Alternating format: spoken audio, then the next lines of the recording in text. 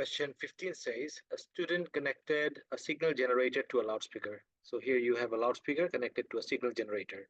And the thing you need to know about signal generator is it produces a sound, not sound, it produces a signal of one fixed frequency.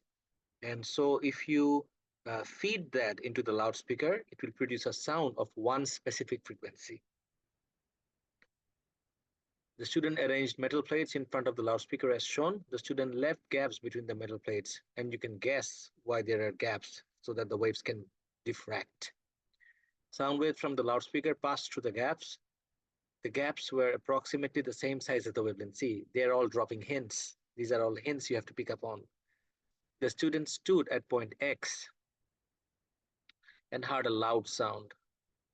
So focus on loud sound. The student walked in a straight line in the direction of the arrow. As her position changed, the sound became quieter, all right? Until she heard no sound. Explain why the sound became quieter until there was no sound.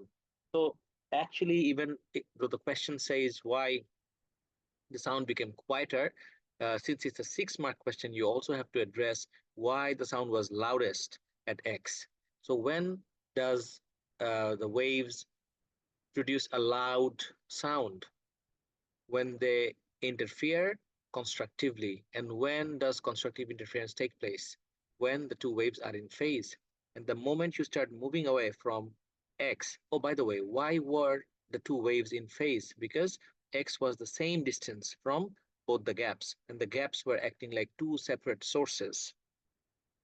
So since X was in the middle, the waves had undergone constructive superposition or constructive interference at X. And the moment you start moving away from X, the path difference changes, and the waves are no longer superposing constructively.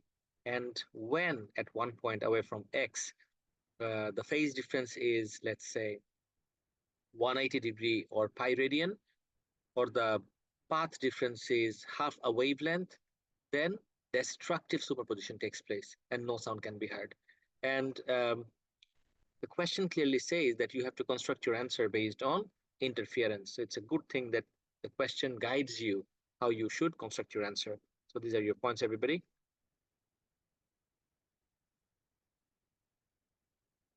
So the very first thing is the waves need to diffract. After diffraction, at X, the waves are in phase. So since the waves are in phase, how do two waves interfere when they're in phase? They interfere constructively. So here, instead of writing interference, you can also write constructive superposition takes place at X. That's also acceptable. And when you are moving away from X, the path difference changes. So I think in the mark scheme, they gave this as an option. Either you write about path difference or about phase difference. So just to say on the safe side, I wrote path and phase difference, both changes. So no sound is heard when destructive interference takes place. And you know this by now. When does destructive interference take place? When the waves are in antiphase. Let's move on to the next question, next part of the question.